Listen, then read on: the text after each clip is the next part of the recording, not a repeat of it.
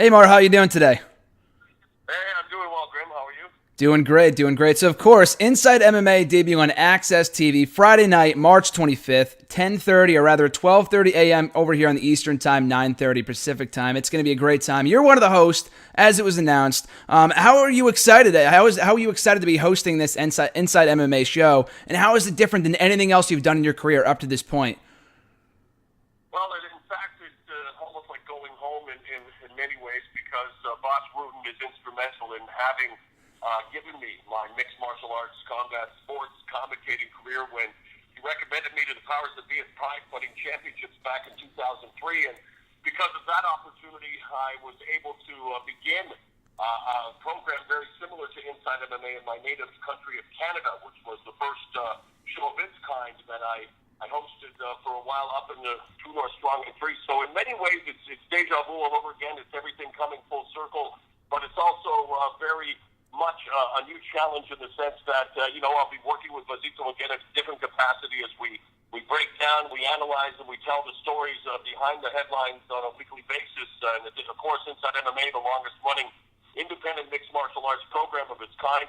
Working with Ron Kruk and having the consummate pro, Kenny Rice, who I am replacing, but I don't like to use the word replacing because no one can replace anyone in this business. You were the first you and Kenny, who I've always admired as a journalist and an interviewer. He will remain involved as a special correspondent. So I think we're just fortifying the ranks, as it were, and for Access TV to give me this opportunity at this stage of my career to get back into the MMA game on a weekly basis is so exciting on so many levels for me. So I'm really happy to be a part of the Inside MMA team, and I'm looking forward to adding a dose of my energy to the proceedings. Did you ever expect to reunite with Bas Rutten after working with him earlier on in your career? I mean, Bas Rutten is like a brother to me. We actually reunited here when I moved to California. I've been here now just outside of LA. In fact, I live a short drive away from Bas Rutten and Frank Shamrock, so it's really a blessing for me to be enjoying the California weather, but also being associated with two mixed martial arts, two combat sports legends. I was hoping that Bas and I would be reunited in one capacity or another, and the fact that we launched a well-received podcast earlier this year, kind of served to remind everyone that, together we are I would say a pretty entertaining team, and so now to be able to do it again on TV as the host of Inside MMA is another dream come true, and I'm very, very happy that I get the opportunity to work with Bas and all of the crew at Access TV, because Access TV, of course, also gave me the opportunity to get back to my roots of pro wrestling when I was offered the opportunity to call New Japan Pro Wrestling with Josh Barnett, which in turn I think served as a launch pad to land, the ultimate dream job for yours truly, that being the WWE. So it's so cool that all of these pieces of a big puzzle for yours truly somehow, some way seem to fit. And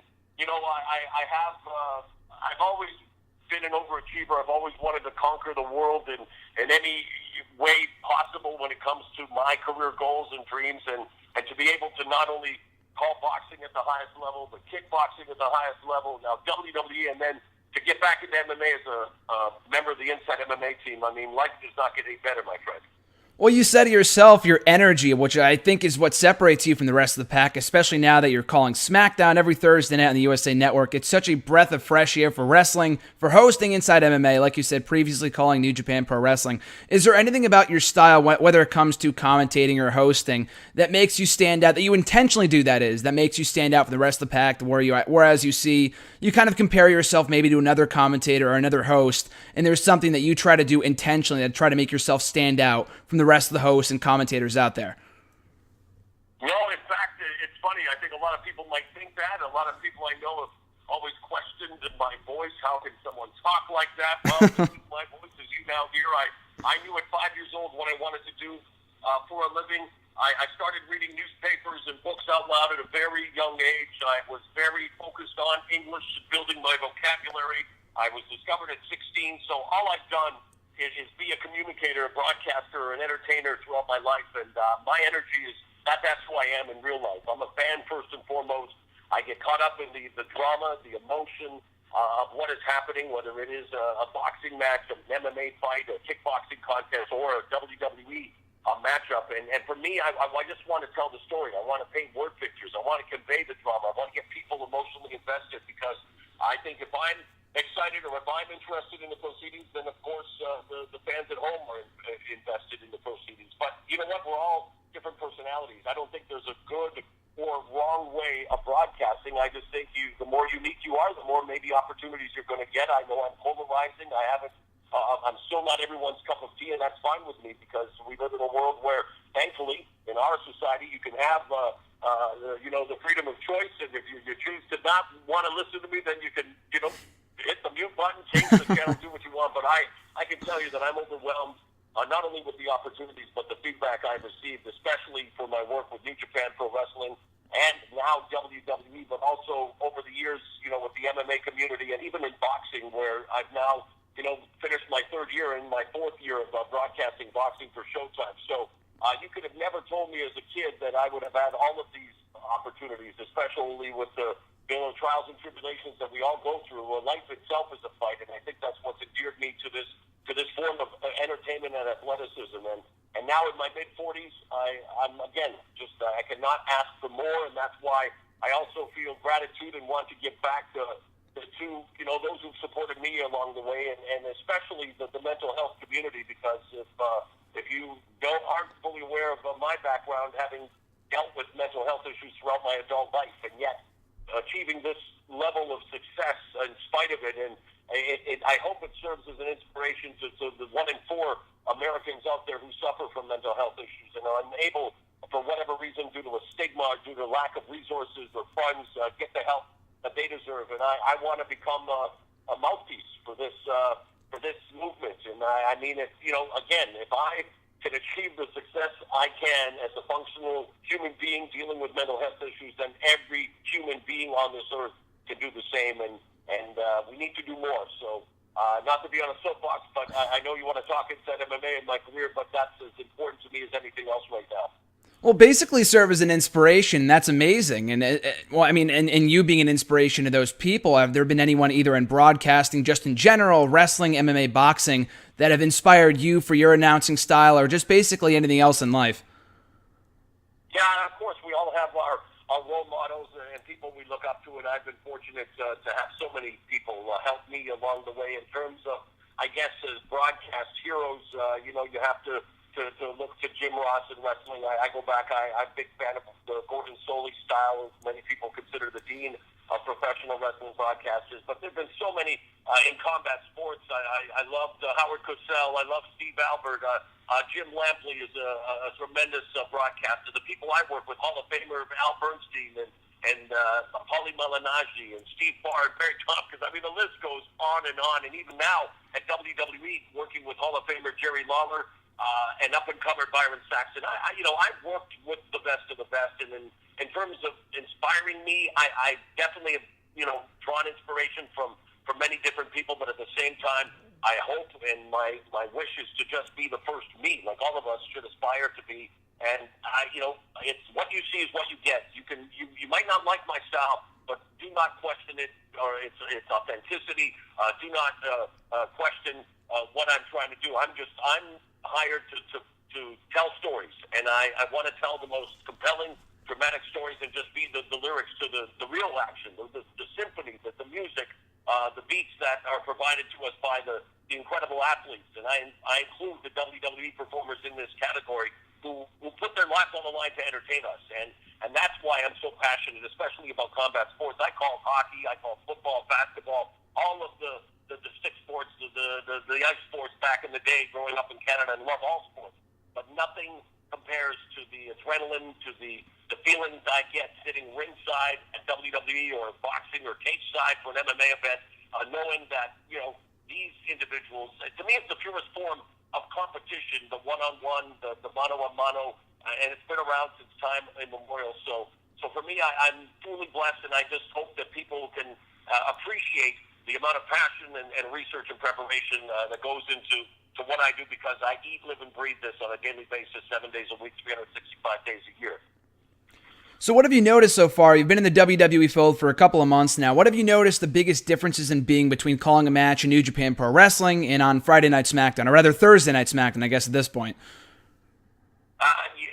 Good question, but the answer really is going to be anticlimactic because there is no exception. And I think that's what shocked a lot of people, especially the WWE universe, with what they think they've known about the way WWE handles its broadcasters or its system of announcing. And sure enough, when you go to work for any company, you've got to play by their rules. And I've been fortunate enough that Michael Cole, who is the voice of WWE, was instrumental in spearheading the negotiations and contacted me to gauge whether interest into whether or not I wanted to work with WWE. Little did he know that, again, it was a dream of mine since 5 years old to get a spot with that company.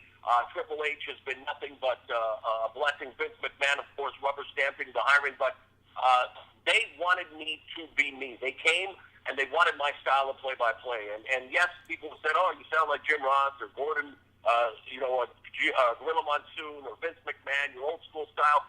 Yes, I'm very flattered. I'm complimented, but at the same time, I'm just calling it like I call all fights. And to me, that's the story is what's going on in the ring. But that's not to say that format on Monday Night Raw, which by the way is 3 hours of live television, where they have to serve a lot of masters, the network, the fan base, but they've got to promote the network and try to it's so many balls that Michael Cole has to juggle on Monday compared to what I do on Tuesday. And sometimes I think he is unfairly criticized for what he is doing Monday, because while we all would like to just sit there and maybe call the matches bell to bell, the WWE is a business, and there's a lot of business to tend to. And Michael Cole, as a traffic cop, doing what he does on Monday, I think is vastly underrated. And to be honest with you, I would not be able to do what I'm doing right now without his assistance. And the entire WWE universe, the roster, the executives, everyone has made me feel completely at home instantly. The chemistry I have with Jerry Lawler and Byron Saxton really has amazed me that it's happened so soon, but it's a growing period, and I'm by no means where I want to be as a WWE broadcaster, but I continue to fine-tune every weekend. I'm just, like I say, blown away by the feedback, but my job, I wouldn't be getting the credit I'm getting without the superstars and divas delivering in the ring. And while the roster's been hit hard by injuries, this is an opportunity for others to grab what Vince McMahon calls the brass ring. And, I've been very impressed with the level of competition and the level of matches that I've been able to call on SmackDown thus far. I think one of the people, as you mentioned, that has definitely tried to grab the brass ring in recent months has been AJ Styles, who arrived on the scene shortly after you did. And you're very familiar, of course, with AJ Styles, having called his matches in New Japan Pro Wrestling. Is it surreal for you at all to be calling his matches, have called his matches in New Japan Pro Wrestling, and now calling his matches even this past week on SmackDown against Kevin Owens on SmackDown? Yeah, it's been surreal, but it's you sometimes, and I'm open-minded, I'm a spiritual human being, I believe everything happens for a reason, I believe in karma, I believe in a lot of different things, and for me, the timing is a compliment to me, but AJ Styles belonged to WWE a long time ago. He's been one of the world's top performers for many years, and yes, watching him do what he did in New Japan and take his profile and his talents to another level opened the door for the opportunity with WWE, and I think a lot of people, based maybe on recent history or the machinations of Vince McMahon, and let's face it, he is the boss. There's a reason he's the most successful promoter ever and a billionaire, and everyone has their idea of how things should be done. But for AJ Styles, who comes in and from the get-go, from his debut at the Royal Rumble, where he lasted almost 30 minutes before being eliminated by the man who you talked about, Kevin Owens, they had a tremendous match on SmackDown this week, and then the rivalry with Chris Jericho. I mean, AJ Styles is right where he should be, and I'm so happy that at this point it looks like he's going to get his WrestleMania moment, and I can't wait to just be there in person in my first WrestleMania, taking in all the great action. But yeah, AJ Styles, Kevin Owens, Neville, who unfortunately injured his ankle this week, but the list goes on and on. Dean Ambrose, Roman Reigns, you look at the roster that's on the sidelines right now with the likes of Seth Rollins and Cesaro, Randy Orton, so on and so forth. And John Cena, let's not forget, of course, the face of the franchise. When these guys all come back, I mean, it's a tremendous time, I think, to be a fan of WWE, and especially when you look at what's going on in NXT, where I call him Shinsuke Nakamura, another amazing performer who cut his teeth in the Land of the Rising Sun. he makes his NXT debut against Sami Zayn. So, yeah, for me to see so many of the New Japan soldiers come over to WWE is amazing. But I'm really excited about so much when it comes to WWE. And the things that really opened my eyes is just how much of a machine, a well-oiled machine, WWE is. The amount of work it takes to put on the productions of Monday Night Raw and SmackDown and the pay-per-view specials on the network. It's incredible. And the production values speak for themselves. I mean, the features and the packages, unlike anything you will find anywhere. So I'm glad to be a small part of the machine now.